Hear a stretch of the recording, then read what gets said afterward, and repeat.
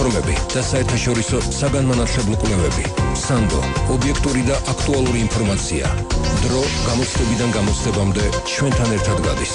გადაცემა გამოცდებიდან გამოცდებამდე. თეიკო ანჯაფარიძესთან ერთად.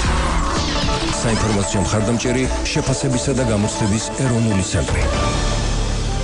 მოგესალმებით, რადიო იმედის ეთერში FM 105.9-ზე დღეს სამშაბათია და ჩვენ ვიწყებთ გადაცემას გამოცდებიდან გამოცდებამდე.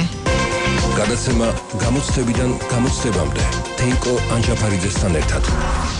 დღეს ჩვენ ვისაუბრებთ გამოცდების მოსამზადებელ პერიოდზე, გარკვეულ სიახლეებზე, თემაზე, რომელზეც ბევრი კითხვა აქვთ აბიტურიენტებს, რითი ხელმძღვანელონ საგანმანათლებლო პროგრამის შერჩევის დროს და ასევე საკუთარი რეიტინგული სიის შედგენისას.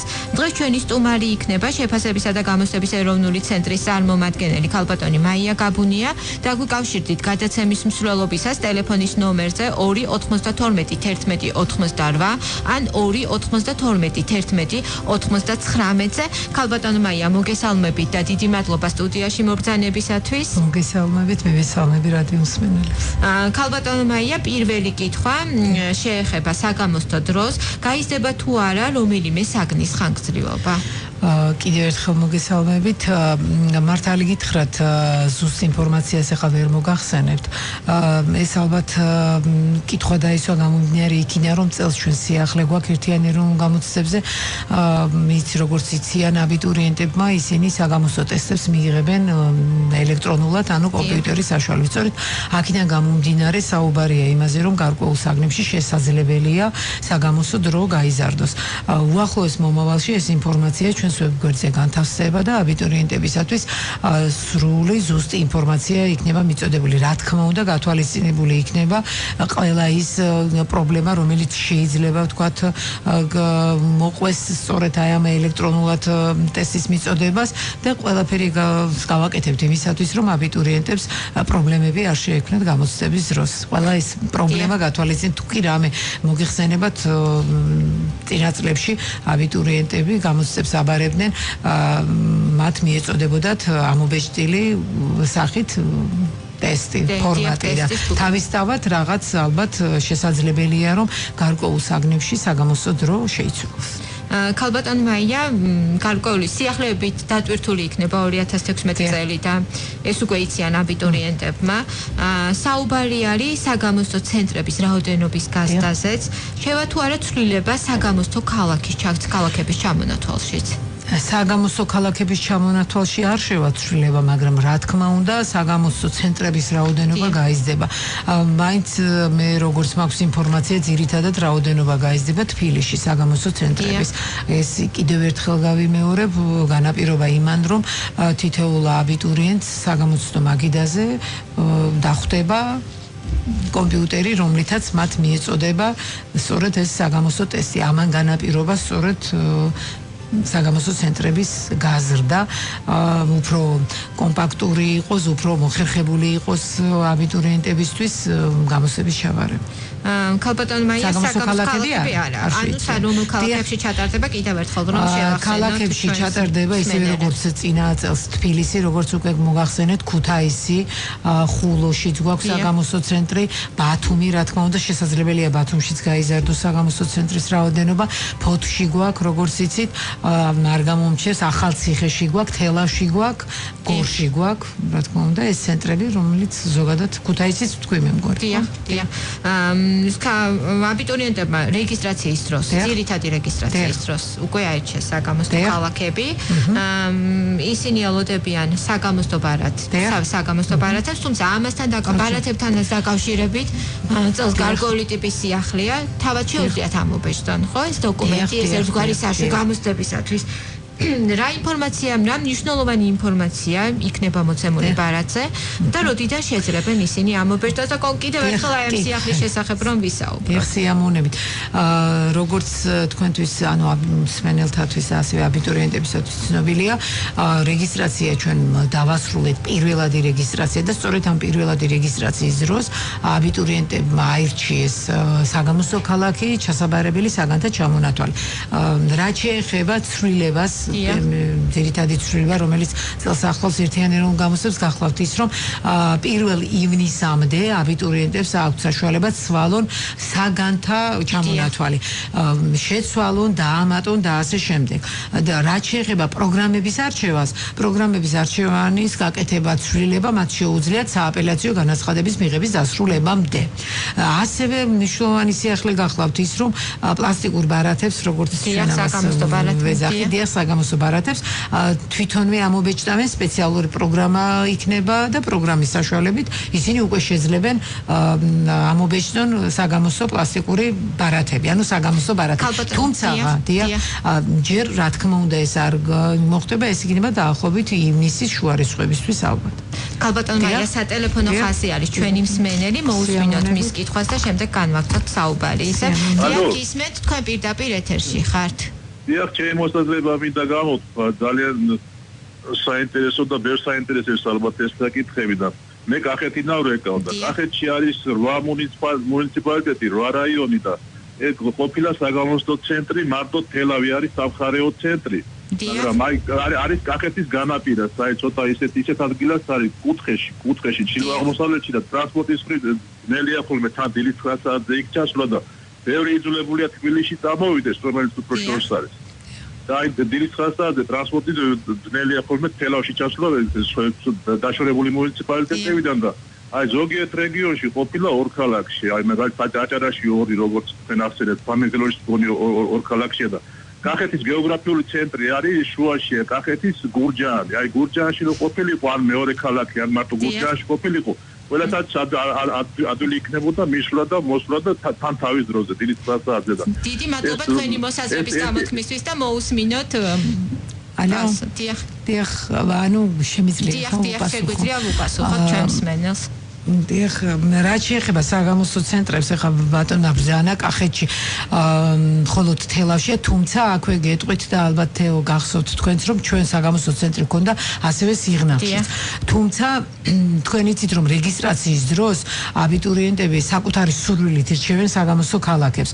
და მოხდა ისე ბოლო 2 წელიწადია ჩვენ უკვე სიღნაღში არ აქვს საგამოსტო ცენტრი, გამომდინარე იქიდან, რომ ანუ სურვილთა რაოდენობა ძალიან მცირე იყო და აქედან გამომდინარე სიღნაღში აღარ აქვს. ძირითადად მაინც თბილისს ირჩევენ, თუმცა მართალ გითხრათ, ეხლა ეს თავიდანვე, როდესაც დაიგეგმა ერთიანი ეროვნული გამოცდები, იქნა გადაწყვეტილება, რომ ამ საგამოსტო ცენტრებში, ამ ქალაქებში ყოფილიყო საგამოსტო ცენტრები, მართალ გითხრათ. თან ასევე მე როგორც მახსოვს, ეს გათვლა გაკეთა სწორედ იმაზე, რა რაოდენობის მე-12 კლასელები ამთავრებდნენ რეგიონების მიხედვით და სწორედ ამის გამო მოხდა ამ საგამოსტო ცენტრების ასეთი სახით ჩამოყალიბება, თუმცა ეს იდეა ჩვენ შეგვიძლია მივაწოდოთ ცენტრს ჩვენს. ქალბატონ მაია, ჩვენ საგამოსტო ბარათებზე ვსაუბრობდით. თქვენ ახსენეთ, რომ საგამოსტო ბარათების ამობეჭდა სავარაუდოდ ივნისის შუა რიცხვებიდან დაიწყება. ხშირი იყო ხოლმე, რატო იყო ეს გადაწყვეტილება მიღებული? ანუ გაუმარტივეთ უფრო მეტად აპლიკანტებს და კიდევ ერთი კითხვა, ყველა აპლიკანტს კიდევ ერთხელ დავაზუსტოთ, უბრალოდ ყველა აპლიკანტს შეეხება თუ არა ეს ცვლილება, თუ ეს მხოლოდ ეხება აბიტურიენტებს? არა, რა თქმა უნდა, ყველა აპლიკანტს, ანუ ეს ეხება როგორც მაგისტრანტობის კანდიდატებს, ასევე პედაგოგებს, ასევე სტუდენტებს, საგრანტო კონკურსში მონაწილეებს, ყველა მათგანი საგამოსტო ბარათს თავადვე ამობეჭდავს და სხვა შორის ეს გავითვალისწინეთ და გავაკეთეთ, იმიტომ ეს გადაწყვეტილება იმიტომ მივიღეთ, რომ ხშირი იყო ეკარგებოდა პლასტიკური ბარათები, ამის გამო იყო შფოთვა, ნერვიულობა, მოგეხსენებათ აუცილებელია იმისათვის, რომ გამოცდაზე დაუშვათ აპლიკანტი, მას აუცილებლად უნდა ქონდეს საგამოსტო ბარათი და პირადობის მოწმობა. ეს 2 დოკუმენტი აუცილებელია იმისათვის, რომ აპლიკანტი დაიშვას გამოცდაზე. მოდით აქვე მაშინ თქვენ დასმულ შეკითხვას უპასუხებ, თუ რა ინფორმაცია დატანილი საგამოსტო ბარათზე. რა თქმა უნდა მნიშვნელოვანია ეს დოკუმენტი, იმიტომ რომ აბიტურიენტმა იცის რომელ საგამოსო ცენტრში, ახლა შეიძლება მოვნიშნოთ თბილისის საგამოსო ცენტრად, მაგრამ რომელ კონკრეტულად რომელ საგამოსო ცენტრში მოხვდები, წინასწარ არის ის აბიტურიენტმა ეს ლაპარაკია თბილისზე, ხომ? არის თქვა რამოდენიმე ცენტრი და იქ კონკრეტულად მითითებული იქნება რომელ საგამოსო ცენტრში განაწილდით, გამოცდების ჩამონათვალით, რომელ გამოცდას აბარებთ, რომელი გამოცდა რომელ დღეს აგაქვთ, რომელ სესიაზე, პირველი სესია, მეორე სესიაზე და ასევე მითითებულია რეგისტრაციის დაწყების დრო. ეს არის ის მნიშვნელოვანი ინფორმაცია, რომელსაც აუცილებლად უნდა ფლობდეს აპლიკანტი. რომ დროულად გამოცხადდეს რეგისტრაციის დროს, მითითებული რეგისტრაციის დროს. ქალბატონ მაია, როდის დაიწყება? ხავარია უკაცრავად. ეს ამობეჭდილი ეს საგამოსო ბარათი უნდა იყოს ისეთი სახით, რომ იკითხებოდეს კარგად და ეს შტრიხ-კოდის ადგილი, რითაც მოხდება მათი დარეგისტრირება და ანუ შეშვება გამოცდაზე, აი შტრიხ-კოდი კარგად უნდა იკითხებოდეს. ანუ კარგი სახით ფერმქრთალი არ უნდა იყოს, უნდა იყოს საკმაოდ ესეთი ნორმალური კითხვადი. და იმ შემთხვევაში დაკარგა მას ეკნება შესაძლებლობა, რომ რა თქმა უნდა, რამდენჯერაც უნდა შეუძლია ამობეჭდეს. საგამოსო ბარათზე საუბრობთ რეგისტრაციისა და გამოცდის დროზე, აქვე ლოგიკური კითხვა, რომელიც ალბათ უკვე ყველა აბიტურიენტს აინტერესებს, როდის დაიწყება 2016 წელს ერთიანი ეროვნული გამოცდები. 2016 წელს ერთიანი ეროვნული გამოცდებს სავარაუდოდ დავიწყებთ ივნისის ბოლოს, ივლისის დასაწყისში. მე ზუსტი ინფორმაცია მართალითაც ჯერ არ მაქვს, მაგრამ ეს რა თქმა უნდა პირველს არ გადასცილდება, როგორც წესი, რა ვიცი, ბოლო წლებში ასე ვიწყებთ ხოლმე ივლისის ბოლოს და ივნისის ბოლოს და ივლისის პირველ კვირას. ქალბატონ მაია, საუბრობთ სიახლეებზე, კიდევ ერთი სიახლე, გარკვეული სიახლე შევიდა აბიტურიენტთა ქცევის წესში, რა გაითვალისწინონ აპლიკანტებმა. ეს ინფორმაცია და საჩეულიათ კიდევ ერთხელ რომ ვურჩიოთ მას, საჩეულიათ მათ ნახონ დეტალური ინფორმაცია მის შესახებ. რა თქმა უნდა, დეტალური ინფორმაცია მათ შეუძლიათ ნახონ ცნობაში, რომელიც განთავსებულია ჩვენს ვებგვერდზე, ასევე გამოცდების დაწყების წინ ჩვენ განვათავსებთ ჩვენს ვებგვერდზე ქცევის წესებს. ეს ძალიან მნიშვნელოვანია და სასურველია, რომ ეს ქცევის წესები ძალიან კარგად წაიკითხონ და გაითავისონ აბიტურიენტებმა. რაც შეეხება მნიშვნელოვან სიახლეს, გახლავთ ის, რომ აპლიკანტი რომელიც არაფხიზელ მდგომარეობაში ასევე ნარკოტიკული ან ფსიქოტროპული წამლების ზემოქმედების ქვეშ მიქნებიან სამწუხაროდ ეს აბიტურიენტები გამოცდიდან ყოველგვარი ახსნა განმარტების გარეშე მოიხსნებიან. კიდევ რა შემთხვევაში იხსნება აპლიკანტი იხსნება იმ შემთხვევაში თუ ის ტელეფონი თუნდაც გამორთულ მდგომარეობაში შეიტანს საგამოსო ცენტრში, ასევე დამხმარე მასალის გამოყენება, როგორც შპარგალკას, როგორც ეძახიან აბიტურიენტები, თუმცა ამ ბოლო დროს ესეთი შემთხვევები არ არის, მინდა გითხრათ. წინა წელს იყო ესეთი შემთხვევა, როდესაც არაფხიზელ მდგომარეობაში გამოცხადდა და სწორედ ამან განაპირობა ის, რომ ჩვენ ცვლილება შევიტანეთ ქცევის წესებში და ასევე თუ კი ის შეურაცხყოფას მიაყენებს მეთვალყურეს, კურატორს, ან აპლიკანტს, ამ შემთხვევაში ხდება და რა შემთხვევაში არ დაიშვება დაგვიანებებზე ისეთ დაგვიანებებზე რა თქმა უნდა სიმკაცრე არის ეს 12 წელიწადი და ასევე იქნება დაგვიანების შემთხვევაში აპლიკანტი გამოცდაზე არ დაიშვება. ან თუნდაც იმის გამო, მიუხედავად იმისა, შეიძლება რაიმე ობიექტური მიზეზი იყო იმისა, რომ ის გამოცდაზე ვერ გამოცხადდა, სამწუხაროდ მას დამატებით გამოცდა არ დაენიშნება არც ერთ შემთხვევაში. ქალბატონ მაია, ჩვენი დრო იწურება და ჩვენ უნდა გავიდეთ სარეკლამო ჭრაზე, თუმცა მანამდე მე მგონი მოვასწრებთ ამ კითხვაზე პასუხის გაცემას, რა შემთხვევაში უნდა წარმოადგინოს აპლიკანტმა ეგრეთ წოდებული ფორმა 100 და როდემდე აქვს ამის ვადა? რეგისტრაციის დროს ჩვენ გვაქვს სპეციალური ველი, სადაც არის სპეციალური საჭიროება თუ მონიშნვა საჭირო, თუ კი ამას საჭიროებს აპლიკანტი. იმ შემთხვევაში თუ აბიტურიენტს მონიშნული აქვს სპეციალური საჭიროებისთვის, რომ მას ჭირდება, მას აქვს თქვათ ან მოტორული ფუნქციის დარღვევა, ან სმენა, დაქვეითებული, ან მხედველობის პრობლემა და სხვა ჯანმრთელობის პრობლემა, ის ვალდებულია 31 მარტამდე შებასების და გამოსების ეროვნულ ცენტრში წარმოადგინოს ფორმა ნომერი 100. თუ რაიონში აპლიკანტი მას შეუძლია მიმართოს რესურს ცენტრს და რესურს ცენტრი ეხლოს საშუალებით მოგვაწვდის დასკანირებულ განცხადებას. ძალიან დიდი მადლობა. გადაცემაში ახლა სარეკლამო ჭრის დროა. რეკლამის შემდეგ ჩვენ ისევ დავბრუნდებით პირდაპირ ეთერში. დაგვიკავშირდით ტელეფონის ნომერზე 2921188 ან 2921199-ზე. ეს არის გადაცემა გამოცდებიდან გამოცდებამდე.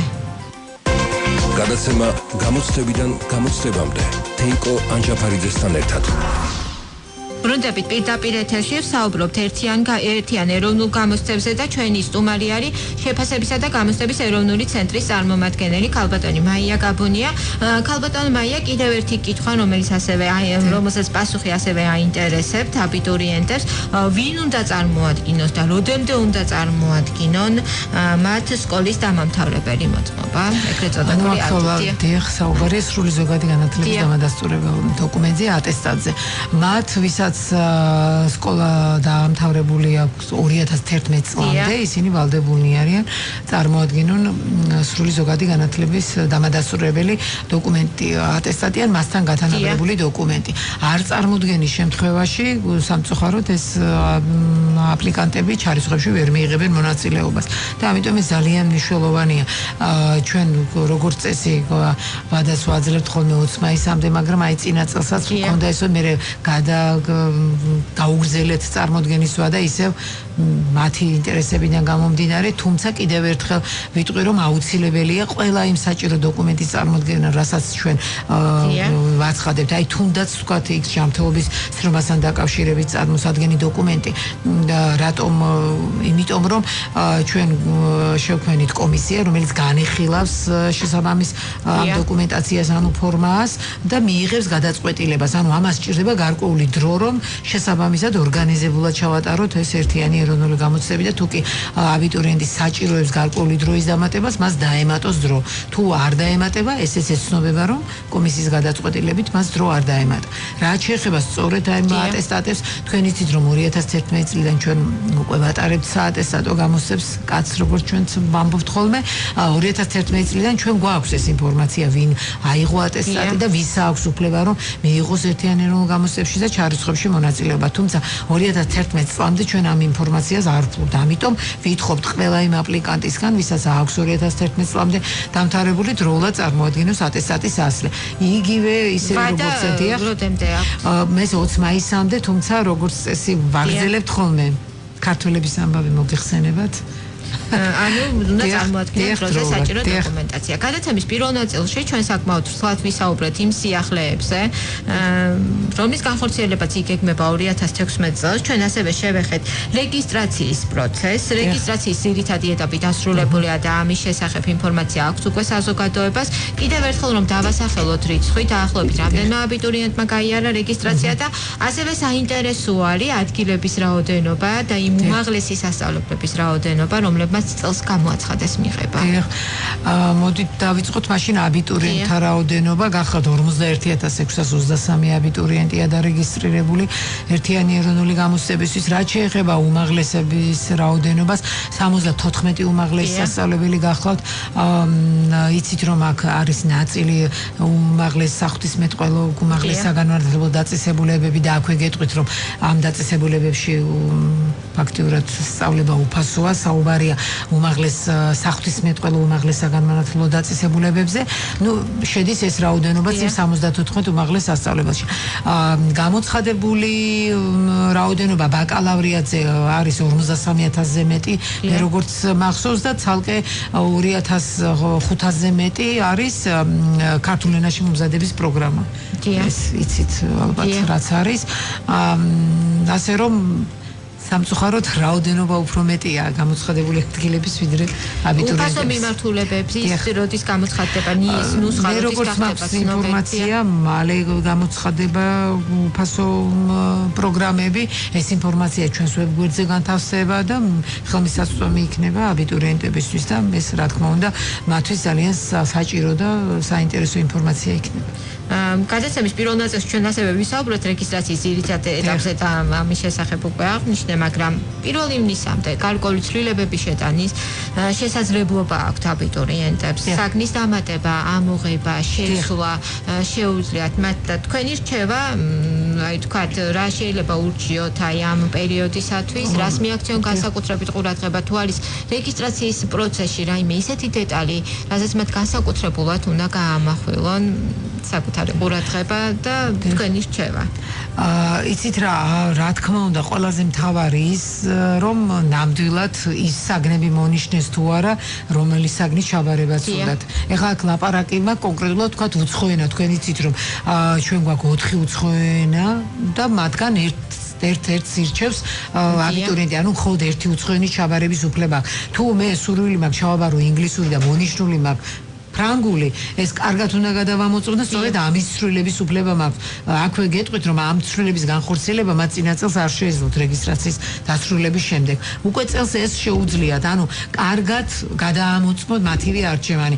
იცით რომ ზოგადი უნარები ბარდება როგორც ქართული, ასე რუსული, სომხურ, აზერბაიჯანულ, ოსურ, აფხაზურ, ეს სიახლეა სხვა შორის წელს, როგორც აფხაზურ, ასევე ოსურ ენაზე, ასევე ინგლისურ ენაზე შეუძლიათ ჩააბარონ ზოგადი უნარები. ხომ აი სწორედ აი ორი არჩევანი გააკეთონ, მე თუ სურვილი მაქვს ჩავაბარო ქართულ ენაზე და მონიშნული მაქვს შემთხვევით მონიშნე ინგლისურ ენაზე, თუ ამ ცვლილებას 1 ივნისამდე ვერ განვახორციელებ, მაშინ იძულებული ვიქნები ინგლისურ ენაზე ჩავაბარო ზოგადი უნარები. ეს მართლა ძალიან მნიშვნელოვანია, ყურადღებით უნდა გადაამოწმოთ მათ და კიდევ ძალიან მნიშვნელოვანია, თუ პროგრამა არა აქვს აბიტურიენტს არჩეული, ის მართალი გითხრათ ჯერ ვერ მიხვდება მან აირჩია თუ არა ყველა სავალდებულო საგანი. ყოფილა შემთხვევა, როდესაც დასრულებული რეგისტრაცია და აბიტურიენტს მოუნიშნავს არჩევითი საგანი, 3 არჩევითი საგანი, მოუნიშნავს ქართული ენა, მოუნიშნავს თქვათ უცხო ენა და არ მოუნიშნავს ზოგადი უნარები. თქვენ იცით რომ იმისათვის რომ ჩაირიცხოს აბიტურიენტი აკადემიურ პროგრამაზე, მას უნდა კონდეს მონიშნული 3 სავალდებულო, კიდევ ერთხელ გავიმეორებ, ქართული ენა და ლიტერატურა, ზოგადი უნარები, უცხო ენა და 1 არჩევითი საგანი მაინც. ანუ ამ 4 საგნით ხდება ჩარიცხვა.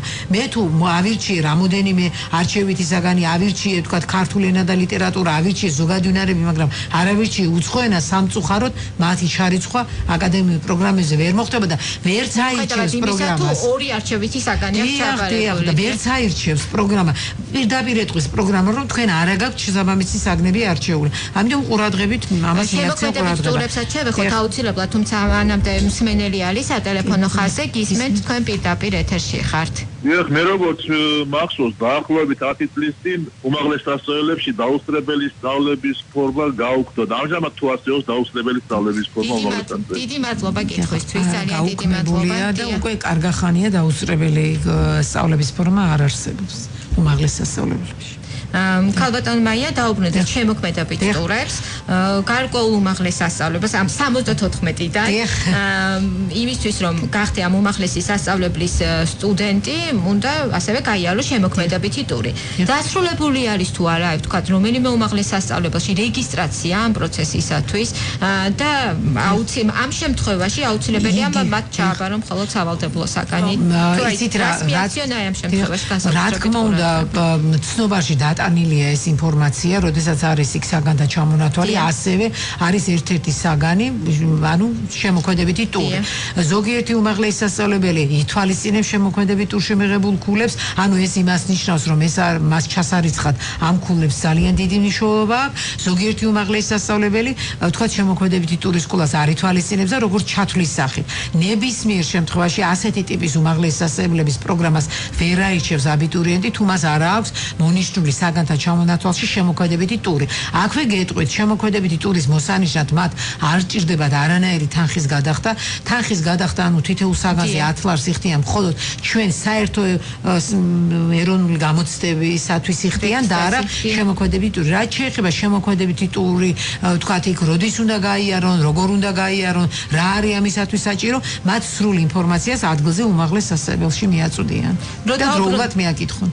რომ დაუბრუნდეთ ისევ არჩევითი საგნის ჩამონათვალს. თქვენ ახსენეთ, რომ აბიტურიენტმა უნდა ირჩიოს სამი სავალდებულო საგანი, ყურადღება მიაქციოს ეინას და ასევე არჩევითი საგნების ჩამონათვალის არჩევაში ის შეზღუდული არ არის.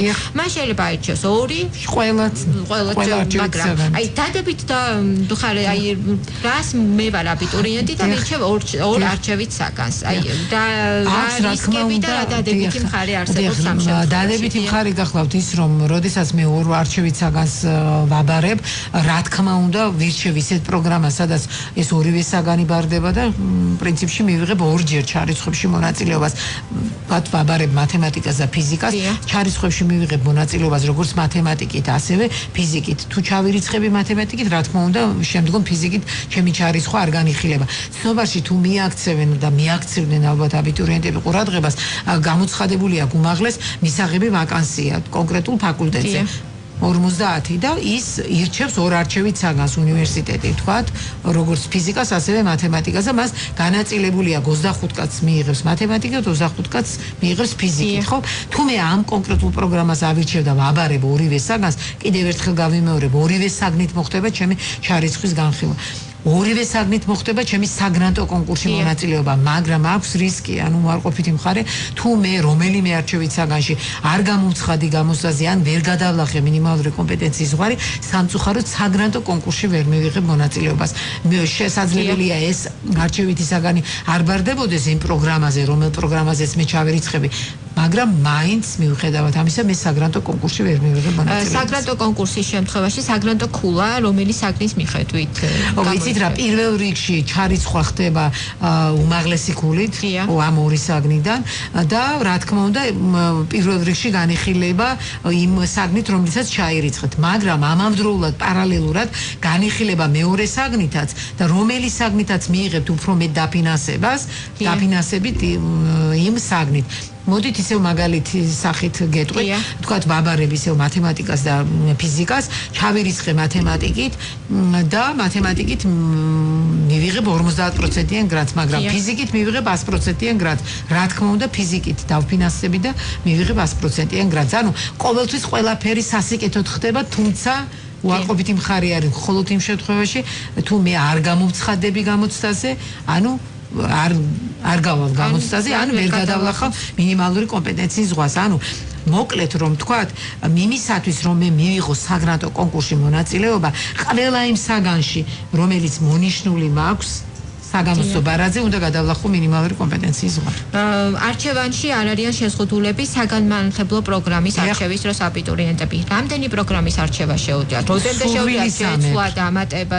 შეცვლა და ამატება საერთოდ წაშლა და ხელმეორედ დარეგისტრირება აი ამ პროგრამების, მათ შეუძლიათ სააპელაციო განაცხადების მიღების დასრულებამდე, წინა წელს ეს გახდათ სადღაც აგვისტოს დასაწყისი, მე როგორც მახსოვს, და არჩევანის რაოდენობაში ნამდვილად არ არიან შეზღუდულები. სურვილის ამბებ, როგორც გითხარით, უამრავი პროგრამაა გამოცხადებული, უამრავი ადგილებია, შეუძლიათ სრული არჩევანი გააკეთონ, თუმცა მიაქციონ ყურადღება მაქსიმალურად გაითვალისწინონ, თქვათ რეიტინგი უმაღლესი სასწავლებლის იმ პროგრამებისა წინაწლების შედეგებსაც თუ გადახედავენ და გაითვალისწინებენ, რა თქმა უნდა, არ იქნება კარგი თუ მხოლოდ თქვათ 2-3 პროგრამას ავირჩევ, რომელიც მაღალ რეიტინგულია და ამ შემთხვევაში თქვათ შანსი შეიძლება ბევრად ნაკლები ქონდეს ჩარიცხვის, ვიდრე თქვათ უფრო მეც აირჩევ და შედარებით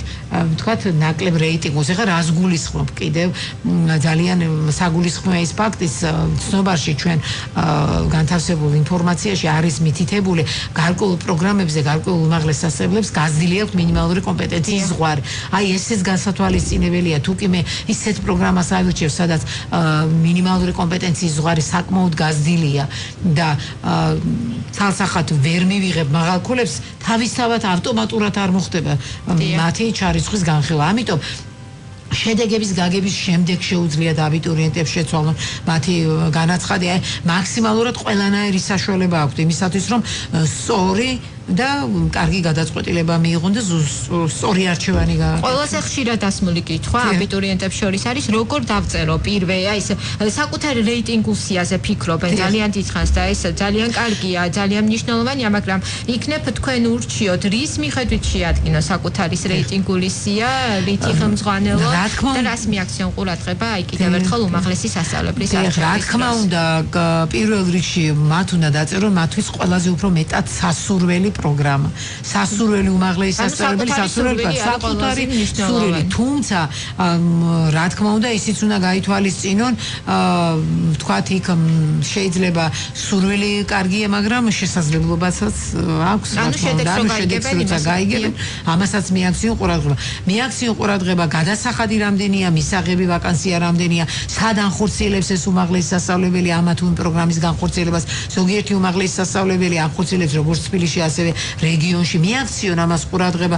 აი ვთქვათ კონკრეტულ უმაღლეს სასწავლებელს ერთ პროგრამაზე აქვს სწავლება როგორც თბილისში, ასევე ვთქვათ ბათუმში, ასევე გორში და ასე შემდეგ. ამასაც მიაქციონ ყურადღება პროგრამების არჩევანის დროს. მიაქციონ ყურადღება რა პირობებს თავაზობს უმაღლესი სასწავლებელი, რა შეღავათებია. ყველაფერი მნიშვნელოვანი ინფორმაციაა, ყველა ინფორმაცია რაც დატანილია ცნობაში, მათთვის ყველა საინტერესოა და მნიშვნელოვანი. იგივე თქვენ ახსენეთ კომპეტენციის მინიმალური. რა თქმა უნდა, კომპეტენციის მინიმალური კომპეტენციის ზღვარი თქვენ იცით რომ ჩვეულებრივ ზოგად უნარებში გახლავთ 30% და მეტი, უცხო ენაში 20% და მეტი და დანარჩენ სხვა საგნებში 25% და მეტი.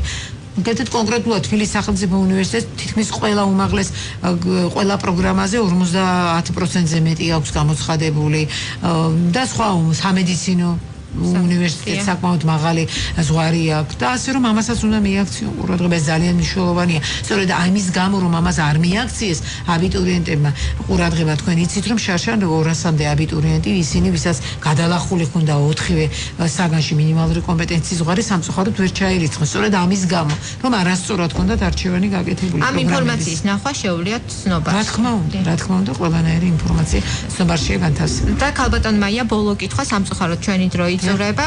აბიტურიენტთა მხარდაჭერის პროექტში არის მცირედი სიახლე, აი რა სიახლეზე არის საუბარი და ვის შეუძლია აი ამ პროექტში ჩართვა. დიახ, ჩვენ გვაქვს აბიტურიენტთა მხარდაჭერის პროექტი, ეს არის არაჩვეულებრივი საშუალება იმისათვის, რომ აბიტურიენტებმა მოიწყონ გამოცდების იმიტაცია.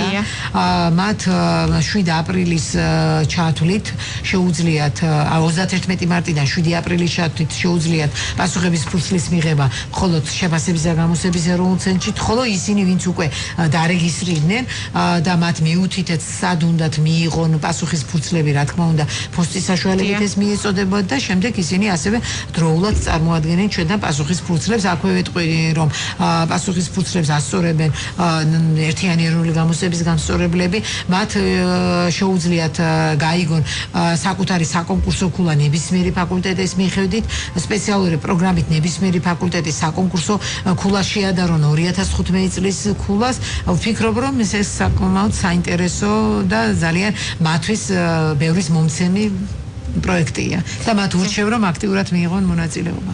ძალიან დიდი მადლობა. შევახსენებ ჩვენს მსმენელებს, რომ ჩვენი გადაცემის სტუმარი იყო შეფასებისა და გამოცდების ეროვნული ცენტრის წარმომადგენელი ქალბატონი მაია გაბუნია. მე გემშვიდობებით მომავალ სამშაბათამდე მშვიდობიან და წარმატებულ კვირას გისურვებთ. რეფორმები და საერთაშორისო საგანმანათლებლო კვლევები. სანდო, ობიექტური და აქტუალური ინფორმაცია. დრო გამოცდებიდან გამოცდებამდე ჩვენთან ერთად გადის. გადაცემა გამოცდებიდან გამოცდებამდე. თეიკო ანჯაფარიძესთან ერთად. საინფორმაციო მხარდამჭერი შეფასებისა და გამოცდების ეროვნული ცენტრი.